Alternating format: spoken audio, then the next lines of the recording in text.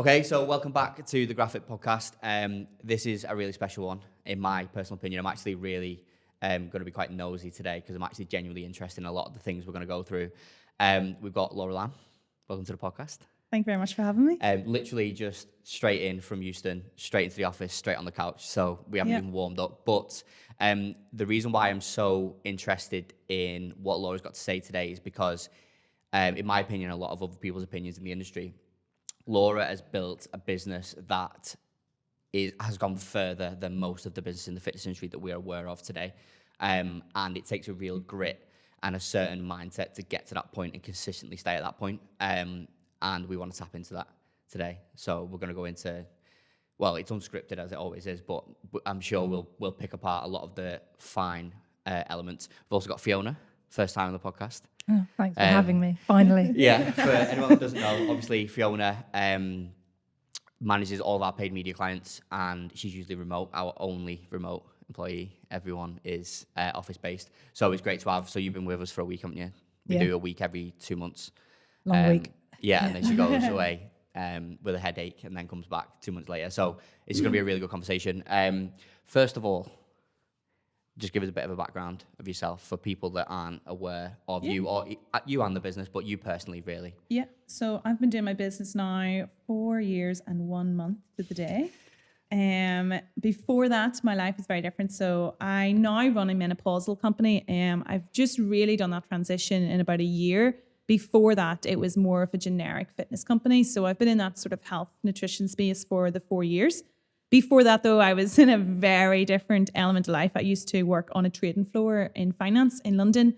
I did that. That was my thing. I went to university to do that. I did that in London for years. And then I just got to a point where I didn't like it anymore. I was good at it and it was fine. I could have done it as a job probably for the rest of my life. But it wasn't something that I jumped out of bed to do. I find myself always looking forward to the weekend. I hated Mondays. I just was in that funk of life. And then, I started exploring different opportunities. I actually became a coach myself for another business while working still full time. So that was a fun 2 years maybe of doing full-time coaching for somebody else and working full-time on a trading floor. Until I got the nerve to really start my business. But we'll probably dive a lot deeper into it. I actually, quote unquote, fell into being a business owner. It was never something I actually set out to do. And when I started to be a business owner, what I'm doing now was not a goal in any shape or form. I had such a small goal in the very beginning that now it's kind of laughable. The reason why I wanted to get out of finance was because 2 years before I got out of finance, my sister told me she was pregnant and she lives in Ireland. And I really worried, I thought I'm never going to see this child. I'm going to be stuck here working with 20 days a year to go off. And that was the driving force of, I want to find something that I can just work and do anywhere in the world so I can go home and pick up my nephew from school. And that was the thing. I want to be a business owner. I want to do this. It was like, I just want to find something that will allow me flexibility to go home when I want to in Ireland so I can pick up my nephew from school. And now wherever it's gone has obviously skyrocketed from that. But that was the seed that made me want to leave finance. And do you still have that flexibility now? Yes. Really? I am going home tomorrow to Ireland for my nephew's birthday. Have you lost that flexibility at any point? No, that has been one thing that I've stayed very true to. I've lost a lot of other flexibility, 100%. I don't really feel like currently right now I actually have a lot of flexibility in work-life balance. But that one thing, no, I've never lost that. Yeah, that's your non-negotiable. That's my non-negotiable. Because we're going to go into a lot of business, obviously. So, and you just got into a little bit there about maybe some family and things. So, anything outside of business, what makes Laura Lambe tick? What is it that really, other than, because I know you absolutely love what you're doing, you can see it already. Yeah. But what makes you tick? What gets you out of bed? I love helping and women in any shape or form. That is the thing that gives me goosebumps. And even when I was working in finance, that was still a thing of mine. I started this sort of movement for women in finance whenever I was working in finance, and me and a few other women across the financial trading in London got together, and we actually went around schools to speak to young girls to get them interested in doing mathematics at university and getting them interested into getting finance. Things like that have always set my soul alight. From a very, very, very young age, I have been very hyper aware that women are underserved in all areas of life from a very young age. And so everything that I've done in life, from my university degree, which was mathematics, which was very male dominated, my financial career, I used to play football with girls at home in Ireland, and that was very male dominated, unfortunately, with the slight backward club in Ireland that we were part of. So I've just always been very hyper aware that women just have it hard in some circumstances. So you said it was from a young age. Is that something that was sort of indirectly passed on to you, or was it something that was just in you? I don't know. I've done a lot of therapy to try and figure this out, if I'm going to be very honest. I think it was something that I seen when I was younger, not inside my personal family, but in general, with maybe living in Ireland, living in slightly rural Ireland, when maybe that was still a thing where men had certain roles and females had other certain roles. And it was something I seen very much in a day-to-day life. And it was something that, I don't know, I just didn't agree with. I actually remember a very significant moment when I did make a decision. We had a male football manager at the time for Gaelic football. And I remember one time I can't even remember what he was saying, but whatever he was saying, I didn't agree with. And I felt like he was talking down to us girls. And I remember walking off the pitch being so cross that like this man felt it was okay to speak to us this way. And I was telling my dad this, and my dad was like, he stopped me at the end of the pitch and he was like, go back and voice it. If you're not happy, go back and voice it. I was like 15 at the time. And so like I walked up to this man, he was like in his 50s, could have been early 60s, and like literally gave him my piece of my information. And then I walked away thinking, piece of my information. And then I walked away thinking like, yeah. And that was it. Like everything I do in life is just, I don't know, it just sparks me. I just love it. Yeah. Is that something that you've come across, Fee? It's a bit of a unique situation here because, as you can see, we're quite male dominant in this office. And Fiona settles us down, looks after us indirectly. But is that something that you've experienced in business? I guess I've been lucky in that sense because I've always had my career like started in the RAF, so it's very similar. It's that kind of, and we had only 4 or 5 females kind of like at the junior rank level. So it was just, and it was very male dominated, but that was such, from early days that I didn't know any different, which is not great, but you just, and it's a different sense there where it is that brotherhood, and it's a different scenario. And then you come out into sort of Civvy Street and it can be a bit different, but I've just been really lucky that whatever role I've been in teams of probably mostly male dominated, to be fair, but it's never been something I've noticed as much because of the first chunk of my life was so easy in that sense, which is, I think in a workplace, you definitely get a different dynamic when you have a good mix. I mean, like I said, like we're male dominant, and literally, like I said, Fiona's been with us for a week, and I've never been able to pinpoint exactly what it is. And I don't know if it's specific to Fiona or if it's a female thing in general, but the environment is different. It's better in some kind of way. I can't really put my finger on it, but it just gives a different mix, a different perspective, different opinions, which is interesting for me because obviously then Fiona goes home and then we don't have it. And it's like a rugby changing room. But it still feels like that now sometimes. Yeah, because you've beaten everyone on pull-ups, that's why. Not Sam though. Yeah, not Sam, Or JLP. But no, it's cool to get that perspective. How do you see that in the fitness industry today? Because particularly around, I'm not going to go straight into mentors too much because we talk about that a lot. I can't even think of one female fitness business mentor. No. What's been your experience with that? What's your perspective on just the industry in general? Yeah, so obviously again, it is definitely male dominated. Like you even go to mentors and you'll go to a mastermind or whatever, and there's females in the room, but like they're so in the minority. It is fitness in general is male dominated. I'm good with that though. It's allowed me to thrive. It's allowed me to stand out. I think you kind of have to sometimes play things to your advantage. You just kind of I can't change it. Like I'm not going to change the way that this is. It's a male dominated situation. I'm good at what I do. I have confidence in my voice. So when I walk into a room, I actually do get attention in a good way, and I use it to my advantage. Yeah. I know I'll get closer and quicker attention from somebody that I want to speak to, because there's only really going to be one of me compared to like 50 men that's all vying for their attention and they're not going to be remembered. Whereas if I speak an individual to a mentor or in a mastermind or whatever as a woman, and I have like a good story and I'm good at business, if there was a man doing the exact same thing, he'll probably be forgotten about, if that makes sense. So I've actually been able to use that to my advantage, I personally believe, in terms of being able to scale pretty fast and getting access to quicker information compared to men. And I actually didn't really see that until I started going to masterminds with a friend of mine who is a male and he runs a business very much like mine. And we do a lot of traveling around the world together to different masterminds. And he always laughs at me that I'm able to like walk straight into a room and walk straight up to like the person and like have a conversation, and that person will be intrigued that, and they shouldn't really be intrigued that I'm a woman doing it, but they are intrigued because it's different. It's in human nature. It's different. It stands out. So they're intrigued. They're intrigued by, who is this girl? Why is she doing this? Why is she at this level? What does she know something different? And I don't know anything different. I'm doing the same thing. But so that allows me to have quicker conversations, whereas that guy is maybe still sitting on the table way back there because he's in a safe world of the same men. I think there's, from my perspective as well, especially because that scenario that you just explained is exactly how we were introduced. Yes. That's how we got speaking and things. And but I think there's probably something to be said there about the way you are specifically, because you are very direct. Yes. You do come across very switched on, like you're not blinkered. You like, I would straight away, I'd come up to you and talk to you about business straight away. Yeah. Until we got to meet each other, then we talk about life. Yeah.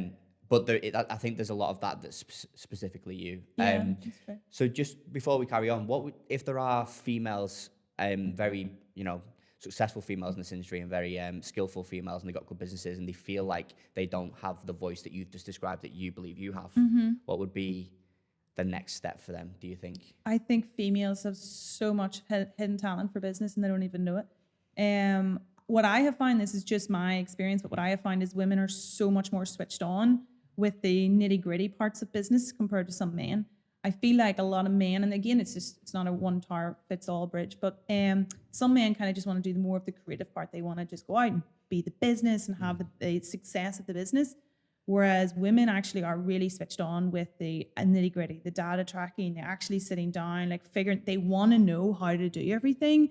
They're very much switched on that end. So I think if you're a female listening to that, like use that to your advantage, because that is actually what drives success. It's not the ego. It's not being able to walk into a room and be able to talk about that. That's cool if you've got that, but that's actually not success. We know so many people that are like that and they're not successful. It's all showy. It's all social media.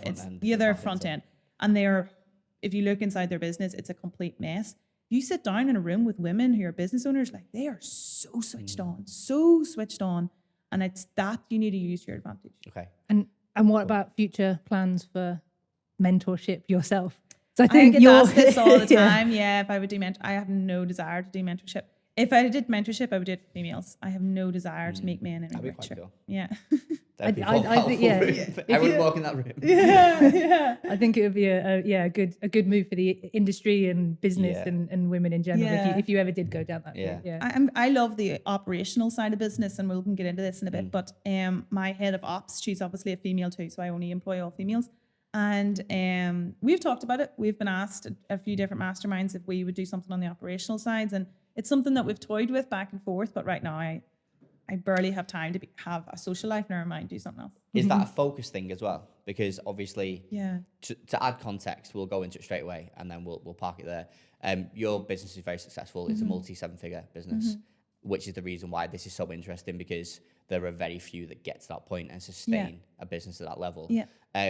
There's a lot of data, there's a lot of operations, there's a lot of team, there's a lot of issues, there's a lot of success, and that's what we're gonna go into. But there's a lot of focus that's required in that, isn't there? So not losing your train of thought and going for the shiny objects and being in the spotlight, and that spotlight, which is something you've actually done very well, because we've known each other now for probably not quite 2 years, but probably not far off.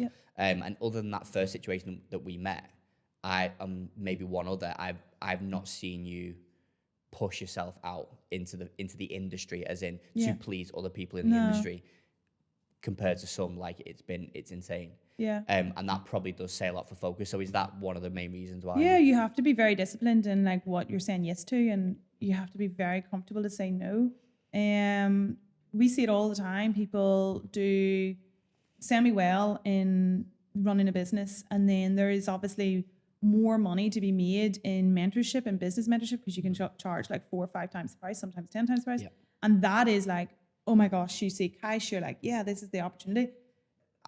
No, like that's a short-term situation, and like it's really hard. And actually business mentorships go out of business so much quicker than like a B2C business. So yeah, I've been approached, which is amazing, with so many opportunities in terms of the business world, and it's been a focus thing. That's just not a focus of mine whatsoever. Okay, cool. So let's move on to some specific stuff about your business. Talk to me about, you mentioned before the menopause company, which we've obviously helped you with some elements of the transition of that from Laura Lambe Fitness to essentially what is now Laura Lambe, and menopause coaching.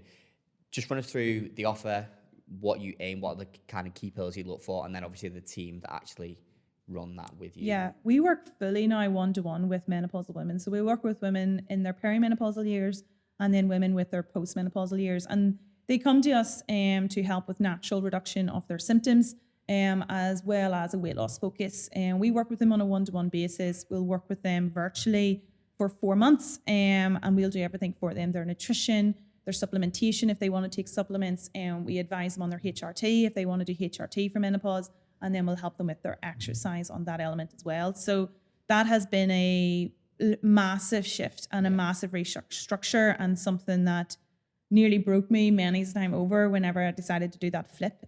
So the actual foundational of the offer isn't massively changed in terms of how we fulfill it compared to the fitness, but the focus and what we do is obviously now very different. And obviously then the marketing becomes hyper-focused, audience hyper-focused. Yeah. And because you have got a large audience on socials, and I just want to, before I forget it, there's one line that I remember you saying when we first met on that day, and I remember you putting your hand up and you said, "I'm conscious of not being seen like an influencer." Yeah, I get that. I remember that. I can't remember what else. I probably had a few Guinness after that. But I remember you saying that, and it really intrigued me because, I didn't really know who you were at the time. I didn't know that you had a large following.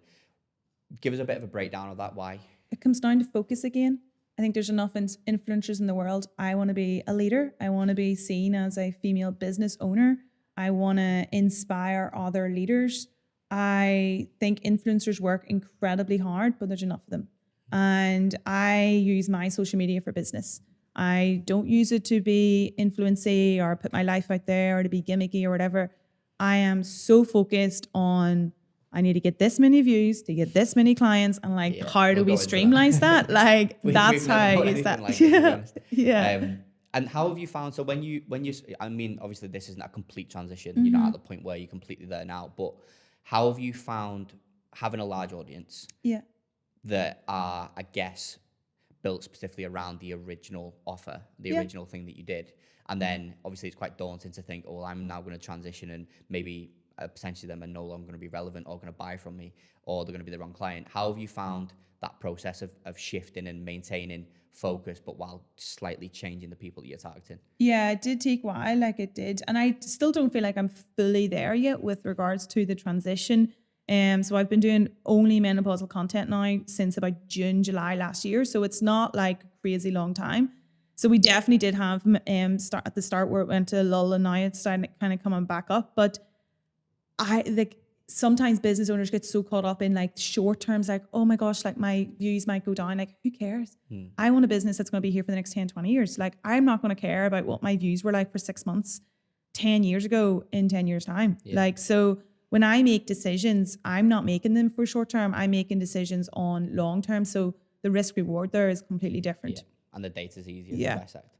And so obviously you mentioned there about not particularly using socials for the influencer style, showing life, but using it as basically a marketing tool. So that you'd be safe to assume that you have a pretty clinical team alongside that help you with that. So No, I do all my marketing myself, just me. What about the operational side of things? I have people that do my operations in terms of converting, help me convert that to clients. But in terms of writing the copy, tracking the views, tracking all that, I do all that myself. Why?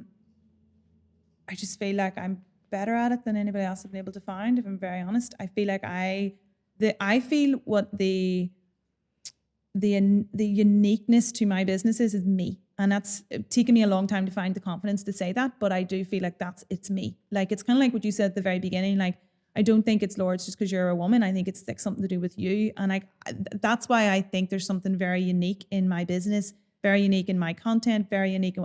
It's my message. Mm-hmm. And I don't feel like anybody else that I've been able to find has been able to portray that message in terms of what I think women can do in terms of their health, their nutrition. I think very differently to a lot of other coaches. And so that's why I've kept it to myself. It's quite an interesting topic, actually, because there's always a sort of tendency in the fitness industry, and I think it does filter down from like business coaching and mentorships and stuff, where it's about getting out of the weeds as quickly as possible. Yes. And then when people get to the point of doing that, they're not really too sure what they should be doing. Yeah. And we spoke about it openly before, and because like me and Liam speak about it a lot as well, because me and Liam are very different, and Liam's very operational, I'm more creative, marketing and things, and it's about finding that thing that you enjoy doing, the thing that you're good at, and that's different for everyone. So I think a lot of coaches assume that, oh, I'm going to pull myself out of the weeds, I'm going to get coaches, and all I'm going to do is market. Oh yeah, no. Which is very common. That's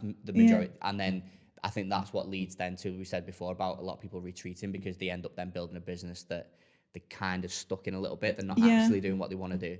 And then they retreat and essentially start again. So give us a bit of a breakdown of you with your team. Yeah.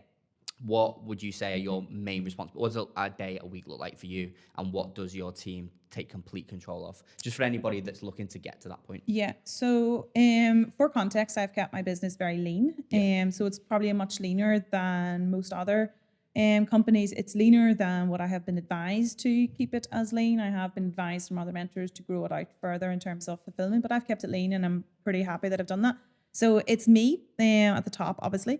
I obviously control management. So I have two managers at present, one manager from my operational side. So that is with regards to converting of leads, getting our clients, getting calls, like blah, blah. And then we have a client success director who manages my coaching, manages client results and so on. So my interaction is both of those two, like what do they need me in order to keep those moving forward? And then lead volume is my biggest gameplay now. So obviously growing the brand, growing the content, the lead volume of that, and then working on bigger visions of the business. So that's what I'm pushing forward at all times. We don't have a sales department now. So I got rid of sales calls functionality, which is very uniquely different in the offer that I'm in. But I made that decision in October last year and went all in and doing that. So I got rid of all my sales, which again has allowed me to have a little bit more focus on that restructure that we did, as well now as obviously growing the front end brand. So what was, just two parts there you mentioned about, that's a really interesting topic because it is completely unique. Yeah. We mentioned this off camera as well. So firstly, why did you do that? And secondly, what do you have in replace of that? I don't think high ticket is high ticket anymore. I think the audience has moved. So I don't think like a high ticket coaching offer is actually high ticket to what it was 3-4 years ago.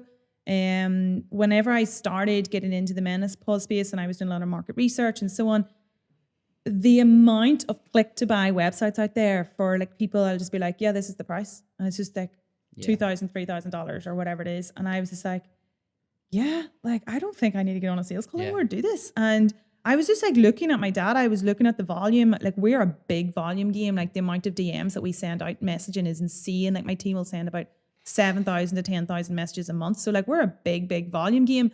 And I was like, I only need 60 of these people to sign up. Like, surely if I not just send them the price, surely 60 people are going to say yes. And it was more so like a belief from that. It was an exhaustion of trying to get salespeople, an exhaustion of trying to grow a sale. That's the worst role I think you can do. It was so hard. So it got to a point in October, I was just like, yeah, I'm just not going to do this. I just am going to test this. And people kept saying to me, like mentors, like, oh, I don't know, that might not work. And I was like, no, I think this will. I think I'm right and you're all wrong. Like, I think I am right at this situation. And so I was like, yeah, I'm just going to do it. I'm going to test it. And then, so yeah, we did. We got rid of the sales team. They were underperforming. I got rid of them all in like one clean sleep.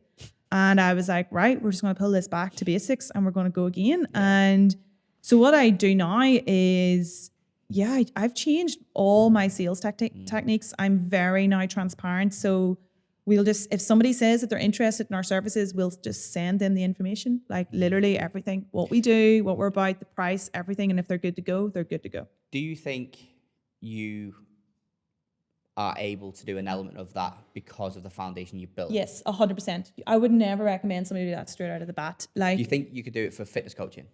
yeah, if you were really switched on the individual, yes. It takes work. What do you mean by switched on individual? It takes a lot of hard work to do that. So like, it's taken me a lot of time and effort to trial what's the right way to send that pitch. And I mean, I've been sitting in my DMs myself for like 10 hours a day, watching people's responses, tracking the leads, testing something, doing something like that, tweaking, tracking the data. I don't think there's a lot of individuals that would do that. That's why a lot of people will do the sales calls, because it is quote unquote easier to book a sales call. You get them on, you convert them on a sales. Like, I have to win them in the pitch, on the text, in the DM, which is harder. So I definitely think you can do it for any offer that's out there. If you have good credibility, you're good at what you do, you have good results, you have good authority, and then you know how to operationally do it. There's honestly so many things we go into it. There's like so many questions, but one of the main things is obviously you clearly benefit from volume, like you mentioned, because I think a lot of coaches might be sat there thinking, well, I would maybe at the start, I am willing to sit there and track responses and, you know, make decisions on different personalities and different messages and things, but they don't have the volume to do it. So I guess that comes down to you just got to do it. You just got to get out there and do it, haven't you? Yeah, like everybody waits, in my opinion. Everybody waits till they get big on social media, right? And I don't, in comparison, I'm actually not even that big on social media. Like, I've 150,000 followers on Instagram and 50 on TikTok. So like, that's, yes, it's good, but it's not as big as anywhere else in any retrospect.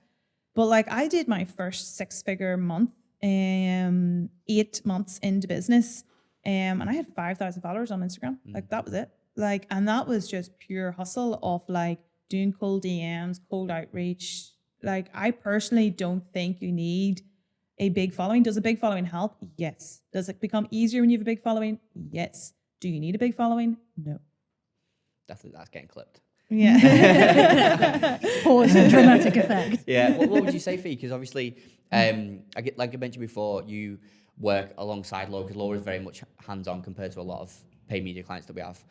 So it tends to be more of a partnership than you actually having to do a lot of your own back. Don't make it sound like I don't do anything. Yeah. Or make it sound that I'm like a micro. I just stay out of it. I'm not gonna but have you? Can you sort of back that up? Is that the transition that you've seen, and what would you say on the lead volume side of things in particular? Well, the lead volume side, yeah, that's what we're trying to do with Laura, and that's just using elements of organic stuff and the paid stuff together to, where Laura said in all the times that she's done that fine tuning, she's done all the testing. That's where with paid media you would kind of do that yourself. Yeah. And there's usually, I don't know, a few months of figuring some stuff out, especially when you take on a new client.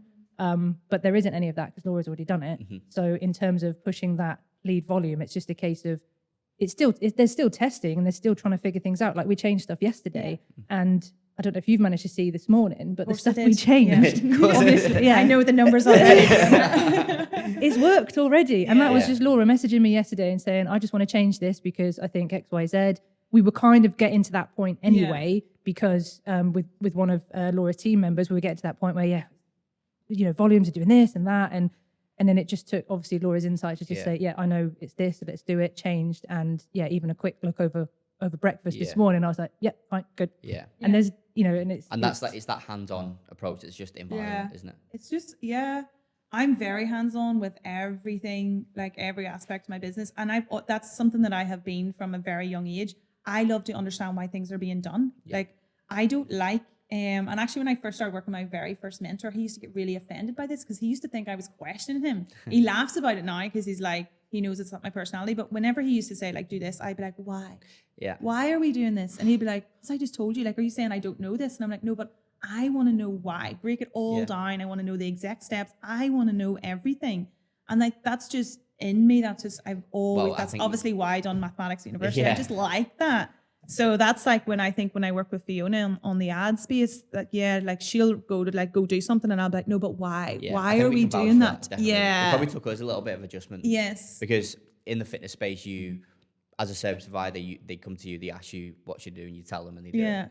That's a little bit different with you. Yeah, it is. Yeah. Which is, but then obviously like that example that Fees just gave, that wouldn't happen No. if Yeah. that wasn't in your trait. So that's the leverage, isn't it? That's Yeah, that's it that is. step further. Yeah. So just while we're on data, we'll sort of stick to it a little second. What kind of, when you say data, Yeah.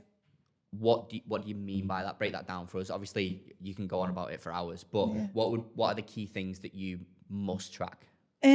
I just think, well, firstly, data allows you to take out any emotion when it comes to making decisions. So you never need to second guess yourself. You don't need to worry. You don't need to think like, why is this not working? Like, it's just all there. So that's why I love data. And the very first question when somebody will say something's not working, I will be like, what's the data? Like, show me the pathway, show me everything. So we will have everything tracked out for all new client opportunities. So anything that I think could give us a client at the very end, we'll have like the funnel tracked out. So where did they first come into? And then all the major stages from where they first entered that funnel. So whether it could be they messaged me on social media or they commented on a post for something. Every major step that person will go through to become a client, we'll have that all marked out and we'll track. So how many people came into the funnel? So how many people commented on a 2-step post to get something like a lead magnet? How many people got the lead magnet? How many people got to this stage of the message? And how many people got to this? And over time, then you can see your conversion. So you can see, okay, I know if I want to get X amount of clients, all I have to do is just start X amount of conversations. And like it just becomes so much of an easier thing. You're not running around like a headless chicken. You know what to do and you know what's going wrong. You also then know if something happens. So if you've like, let's say for example, because I'm very much in the 2-step space in terms of IG. So like I'll put up a post and say comments for something and then they go into my DMs. Like that's where I get most of my clients from. And so if we start X amount of conversations, we know how many people should convert at every stage of that. We know how many people get to a certain point of the script. We know how many people will get offered the pitch. Then we know how many people are going to view that pitch and so on. And so we can like what we call is walk the path. So when something goes wrong, my anybody in my team will be panicking. I'm like, stop talking to me and like go and walk the path and find out where it broke. And then we just look at that point. So we're not freaking out about like, oh, is our messaging not working? Or is it marketing? Or is it this? It's like, no, just sit down and walk the path. And then you'll see exactly what part of that funnel went wrong. And then you'll know to fix it. Yeah. And it's the same, like, and you can vouch for this as well. I think that's why people's paid advertising don't work. Yeah. People think you just need to switch on paid ads and then it'll work. And then they'll blame like agencies in terms of, you guys, they're doing this wrong with ads or whatever. But like they don't know their information. Like I know we've had multiple conversations with this as well, where I'm like, you just need to get me the leads, Callum, and like I'll do the rest. Like I'll figure out why they're not converting to clients because I can then walk the path and I know exactly what to switch.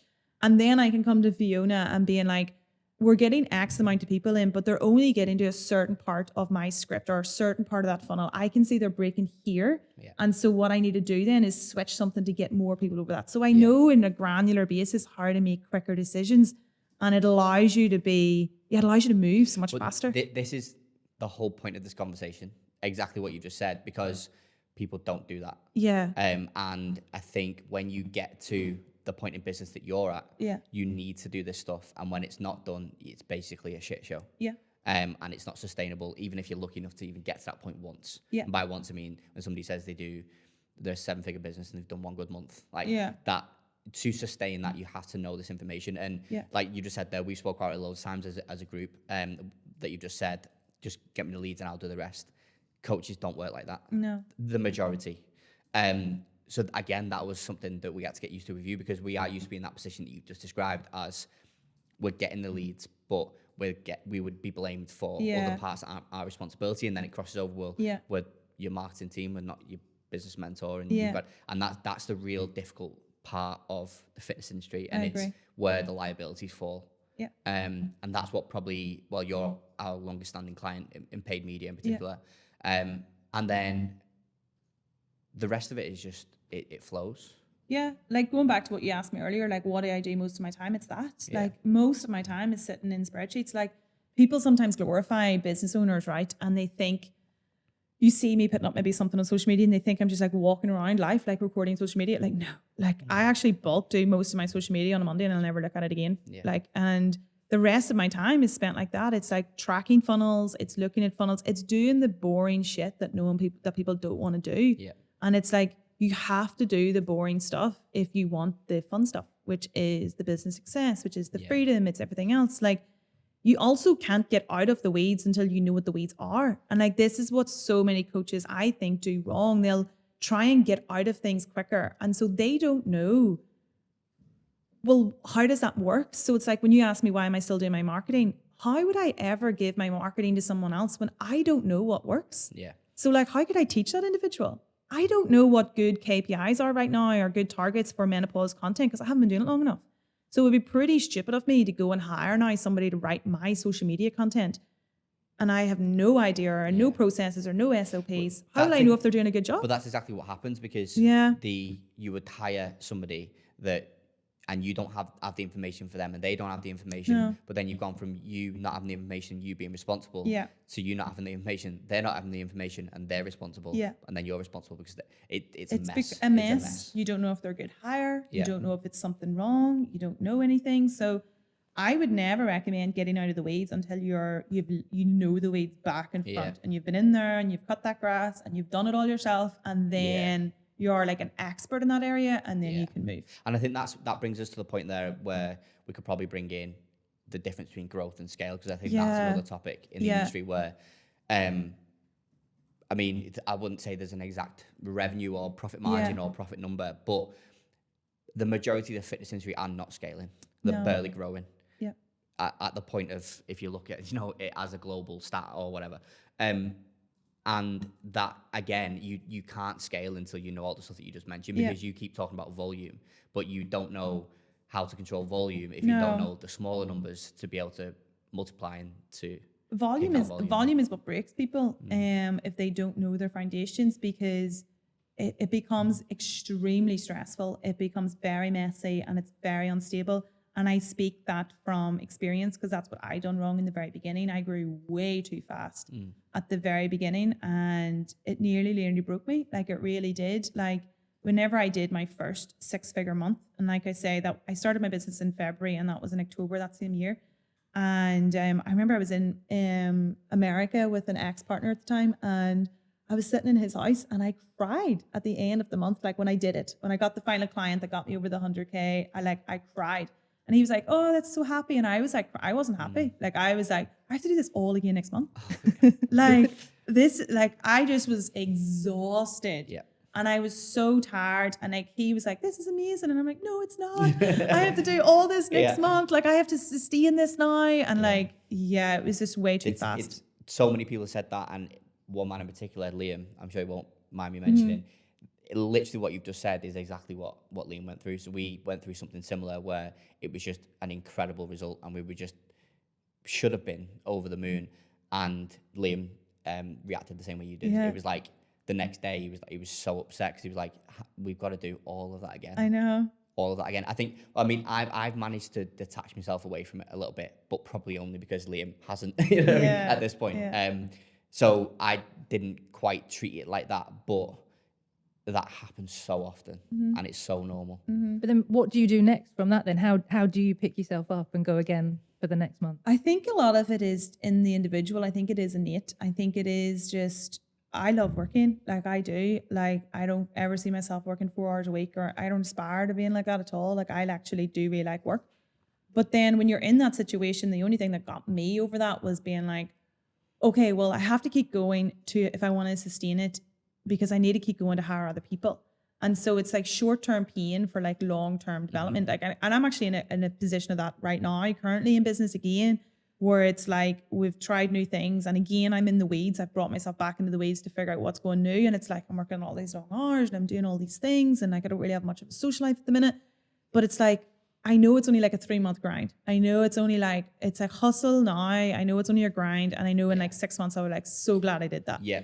Whereas if you give up, you've just given up. Yeah, I can relate to that. I mean, me and Lucy, my partner, was speaking about it the other day, because she always, directly feels the impact of when I'm in the weeds and when I'm not. And I think that's a real important point, because I think a lot of coaches push to pull themselves out of the weeds, thinking that once they're out once, off you go. No, you go back and forth. I always say to Lucy, because week by week, day by day sometimes, and I'll have a week and I'm like, this is a really, really good week. And then I'll be happy and the weekend will be different and me and Lucy have good conversations. And then the next week I'm like not coming home. I'm in the office. I can't do this, can't do that. This is wrong. I need to fix this. This is broke, blah, blah, blah. And then me and Lucy will be like, oh, I thought like you had, what happened last week? And I was like, this is just the way it is. Yeah, no. Things break, you fix them, you grow. Things break, you fix That's them. why you can't have the only goal of business as the shiny object, or else you honestly would hate it. Like you will hate it. The business success is like people who really enjoy the journey. I think that's personally the real success, because the journey is so up and down. Like you have so many days that like you can start your day being like, this is gonna be a good day. I love being a business owner. And then by like lunchtime, you're like, I wish I was an employee. Yeah. Like I want to burn this thing to the ground. And then something else will happen and you're like, oh no, this is actually pretty fun. Like, and so your whole day could be like this. And so you will not be mentally stable if you like only want the money and you only want the revenue, or you only want the bragging rights of being like, I'm a 7-figure business owner. Like no one cares. You're a swipe in somebody else's life. Like no one cares. There's two parts I want to touch on that, because I can completely relate to that to begin with. And it took me a long time to realize that I wasn't in a rush. And I've heard a couple of people say, like, when you do these records and you do this and you get to this end goal, whatever it might be £1 million, it might be owning this house, like whatever it is. And you get there as quickly as you can, and you essentially rush to get there. And then when you get there, no one asks how long it took you. Yeah. But the fact that you're there, start the conversation, nobody says, oh, did this take you 5 years or 1 year? Or, like nobody really cares. No. And then I thought about that and I thought, well, what is the end goal? And I was like, well, I don't really know. And I was like, well, so what am I doing it for? I'm like, well, I enjoy doing it. I'm like, so why do I hate every day? Yeah. Because at the end, you've essentially got to a goal that you don't have and not enjoyed it. Yeah. And when you break it down like that, you go, fucking hell. I know. I need to like sort some shit out, and that's the rat race that, especially in the fitness industry. Especially in the fitness industry, it's so hyper focused and so. It's so hyper focused, and there's so much noise. There's so many people, like you say, on that like those kind of bottom rungs of doing like 5K, 10K months, which is obviously amazing, but you can't sustain that long term if you don't find the way to enjoy that business, because if you're so in the grind of doing it and you're like only wanting for the next goal, then you're really just going to burn out.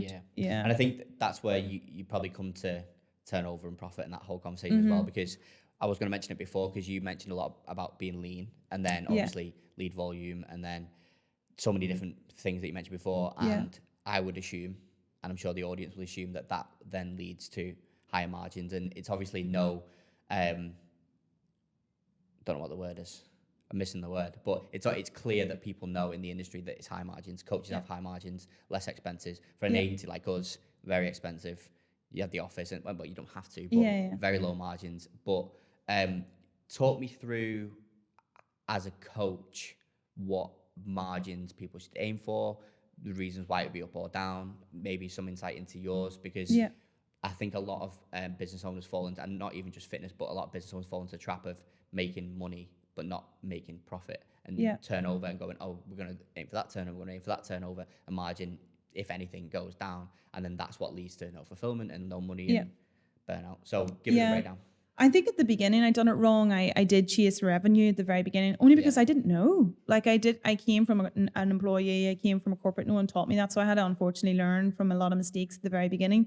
But you're as a coach, you're obviously your biggest expenses every month is going to be your fulfillment, so your team that are working for you, and if you're doing marketing. So in the beginning, I chose to keep it as organic as absolutely possible, and I was 100% organic for such a long period of time, because that allowed me to invest so much more back into my business, which that was a personal choice. So at the beginning, I was expensing a lot in terms of business mentorship, in terms of like learning, good hires, hiring faster. So obviously you can have higher margins in the beginning, but you'll probably grow slower. I made the conscious decision of, I want to grow this fast, and so I'm okay to sacrifice some of that margin in the very beginning. But as you grow, obviously your margins will be bigger in the beginning. So you'll start doing higher revenue, you'll start having nice healthy margins, like 40, 50, 60% some months, depending on like what your kind of base is with regards to your team. Then you do get to a position where you have to make a choice. Am I going to be a slave to the algorithm, or am I going to start now paying for some marketing? Yeah. So I can take a little bit of costs back on it. I don't need to worry so much about posting every day and so on. So then some of your margin's obviously going to go to marketing. But something that I wish somebody told me in the beginning was, if you want a business long term, you have to sacrifice margin to get there in the beginning. So I thought in my head that margin was just going to keep going like this, like revenue and everything was just going to keep going up and up. It doesn't. Like you get to a point, it just goes like, phew. Yeah. And that's like when you're hiring talent. So like I got to a situation where I outgrew the team that I had. So like the team that I had got me to a certain point, and if I wanted to go any more than that, they were just not the people that were going to get me there. Yeah. So I had to go out then and pay for more talent. I had to like pay, and like I'm doing that currently at the minute with like we're obviously all menopause focused, and so we've had to like hire better talent for the coaching, which is a lot more expensive, longer training process. So I'll train all my coaches now for like nearly 4 months without giving them a single client.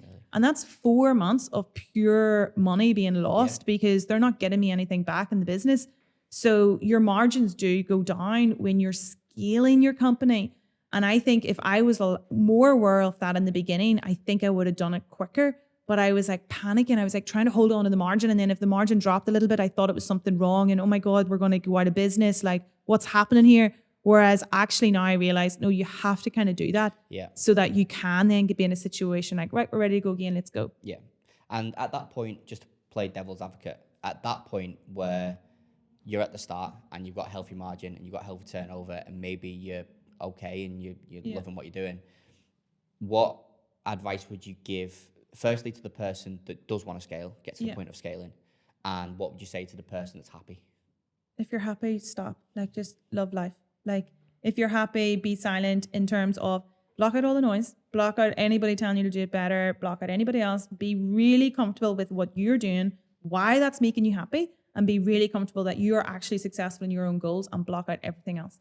Because you see, if you walk into those business mentorship rooms, people will make you feel like you're not good enough. They'll make you feel like, no, that 10K month is not good enough or whatever. There's people out there that are doing 10K months of coaches, and like they are really happy, loving life people. They've got a great solid life. They're maybe doing a few hours of work a week. Like to me, that's success if that's their definition of success. Yeah. So if that's your definition of success and you're really happy, stay in your lane. Don't get yourself like annoyed. Don't get crossover. Stay in your name.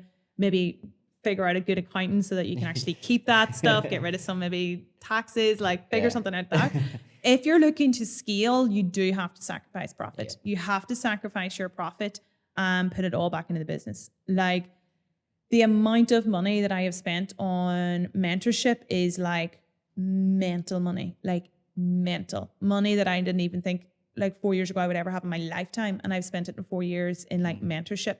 But that again was a conscious choice because I was like, I don't know how to do this. I need somebody to teach me, and I want somebody to teach me now, and I'm going to pay for the best of the best. And so there wasn't all these fancy trips and fancy cars and fancy things and whatever, because I was like, I don't need that. I want right now, all I want is like a 10-year, 15, 20-year business. And if I want that, I have to put my money that I'm making into the success of the business. And to the point that you're at now, currently today, if you could segment it into two segments, one being your own drive, your own knowledge, your own everything, and what you've learned from mentors, how would you split it? Percentage? Probably 60-40. 60% knowledge from mentorship. Really? Yeah. I just go the other way. No. Because you can be the hardest worker in the room, but if you're not working on something right, well then what's the point? Yeah. Do you know what I mean? Direction. Yeah, like you could be the hardest worker in the room, but if you don't know what you're working on, if you're not working on the right thing, then you're pretty stupid.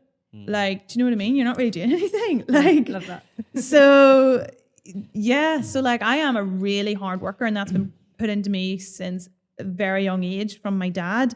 And sometimes now I actually think it's a bit of a detriment in terms of being such a hard worker.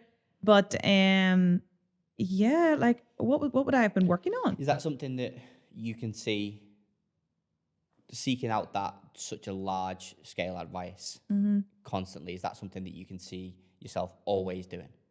Right now I'm taking a little bit of a break, but yes, I do feel like mentorship and surrounding yourself with the right people and surrounding yourself with people who are ahead of you, if that's what you want. If you don't want to keep growing or like pushing yourself or challenging yourself or whatever, then obviously not. But I do. I want to continue to keep growing. I want to know more. I want to do things. So it's important for me to surround myself with people who've done it. Because So why are you taking a break then? I feel like I've got into a situation where I've had a little bit of information overwhelm at the minute. So I feel like because I have been in so much and like people doing it, I feel like, no, I feel like I've got a really good process now and I just want to like do it. I want to put my head down and I want to streamline it and I want to make it really clean and cut.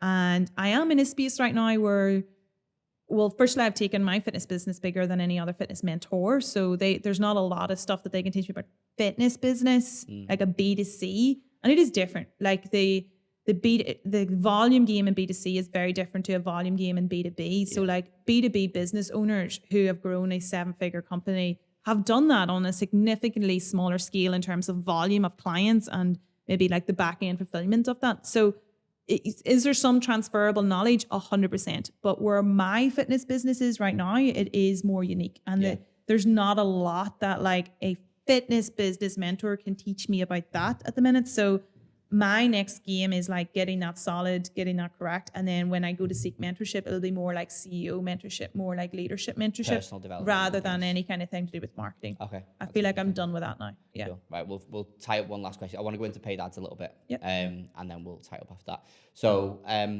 obviously you talk about volume, you talk about reinvestment, you talk about leads.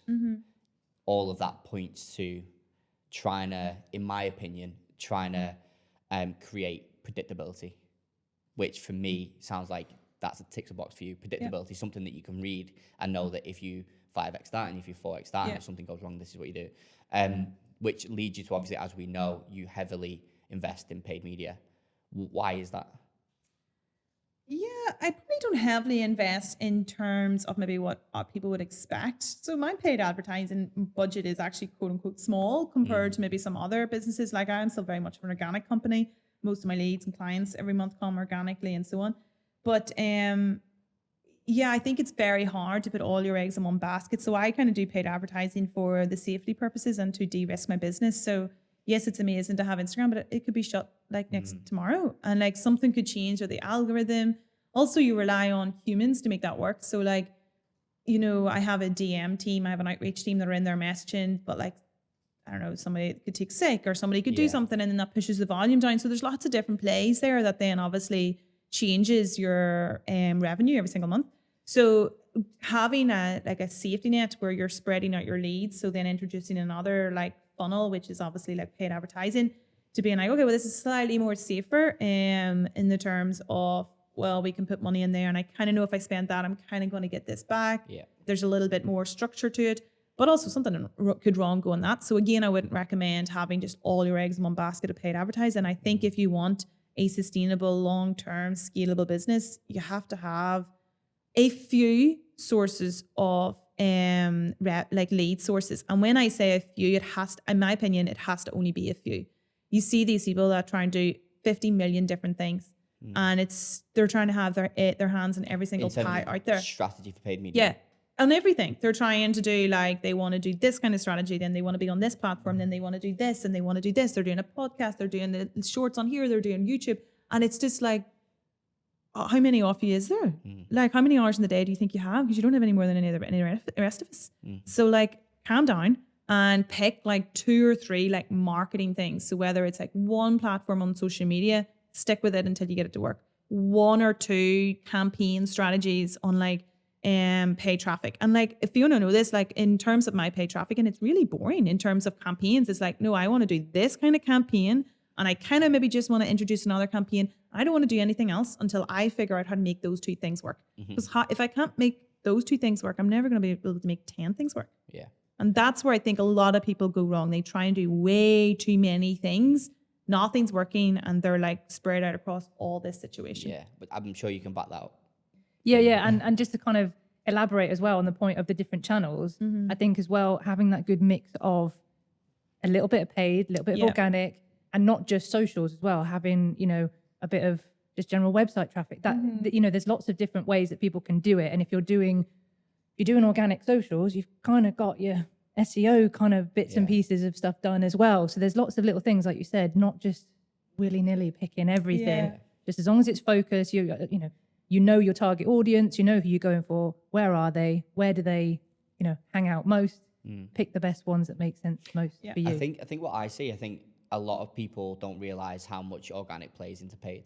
Oh, Because big time. If you, we'll say this now, if you're a coach and you don't know what you're doing organically, you haven't got a fucking clue what you're going to do. Don't bother. It makes it worse because you're now then paying for it. Yeah. You're paying money and you don't know what works. You don't know why. If you can't get organic to convert, you're never going to get paid traffic to convert ever. Because essentially it's similar things with it's the same strategy once the leads come in. That's why I always say to you, Callum, just you get me the leads and I'll do everything else, because that's all I need. That's all paid traffic is ever going to get you. It's going to get you leads.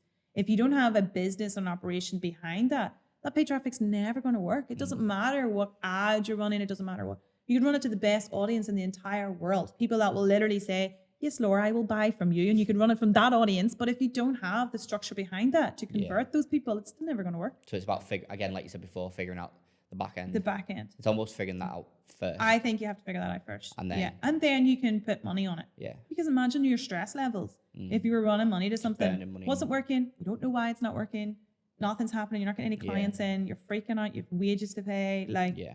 That's not a position that you want to put yourself in. It comes down to one thing that we spoke about a lot in the past. It's control variables, isn't it? It's understanding what you've changed and the impact that you're expecting, and then you either get that change or not, but you understand, like you said before, the path backwards. And practicing patience with that. Yeah. Because you have to let things go wrong for a while to see, is it something that's wrong or is it an ebb and flow? Yeah. So like some of my messengers and even my ops manager will sometimes get this a little bit wrong, where something will go wrong for like a day and they'll be like, oh my God, rip it apart. Like something's wrong with that. And I'm like, no, it could just be an ebb and flow. Like calm down and let's see if it's still wrong for another day. So like if my paid ads usually get me X amount of messages and one day it falls off a cliff, I'm not going to go and rip it apart. I'm going to just be a little bit patient and see, well, let's just see what it's like at the end of the week and see if it's something like that. And that's like, you can't have that hot-headedness either. You have to be very patient and watching data, testing things, like figuring stuff out. Like that's kind of what we were talking about actually coming down the road here, that my emails weren't working for so long, like my email marketing, because I got such bad advice from mentors in terms of email marketing, like awful. And again, it was one of those situations like earlier where I was like, I think these are all wrong and I think I'm right and I'm going to do this. And I did turn out to be right. But that was like a 3-month thing where I was tracking the data for 3 months before I was like, okay, this is actually now wrong. Like, let's now change it and let's figure something out. And just to highlight in that 3 months in this case, you're missing out on money that's on the table. Yeah. You're using energy, you're using time. Yeah. And that's the sacrifice. If we go back to the reason why we're having this conversation in the first place, it's what does it really take to run a business at that level? And that probably is at the nucleus of it, isn't it? Yeah. I think if you want to be a business owner at this level and like you say, not just have like one good month at it, there are the traits and the characters. Like I feel I have a very high tolerance for stress. I think I have a very high tolerance for being comfortable with taking risks. And I feel like I have a very high tolerance of being okay with things going very wrong and things going very wrong for a significant amount of time, and knowing that it kind of has to go wrong for me to figure out why it's going wrong for, again, the long-term play. Whereas, and I think a mentor of mine actually said that this was probably one of my strengths and why I have been able to do this, and something that he sees it's very unique in me, in the sense that I do have a longer-term vision of that. Like, again, I think that's kind of that more employee mindset when you're focused very much on day-to-day. You have one bad week and coaches will like shut their business. They have one bad day and they think something's going wrong. That's normal. I have many bad days. I have many bad weeks. I have many bad months.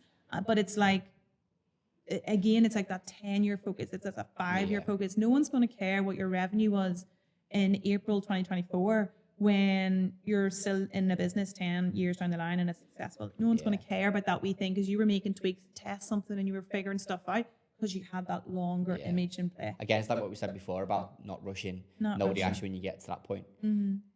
The difficult times that you have now, obviously, as long as you can sustain them, don't even exist in the future. You'll take parts from them that will exist in your mind, and maybe I always tell myself this is part of the script. Like, I make myself laugh sometimes when I'm having like the worst day imaginable and like everything's going like Pete Tong and everything's upside down, and I'm like, yeah, this is all just part of it. Like someday I'll be sitting and I'll be saying, yeah, this was part of the role. Like this was part of my story. Yeah. Can't get angry at anyone for that. No, no. So just to finish off, then we'll finish off with 2 questions. We've talked about Laura Lambe Fitness. We talked about the transition to, I guess I'll call it Laura Lambe because we've took the fitness out of it because it's menopause, and essentially the whole business has changed. So what's next for Laura Lambe and your business, and you talked about the long game. What is the long game, and what is the end goal for you?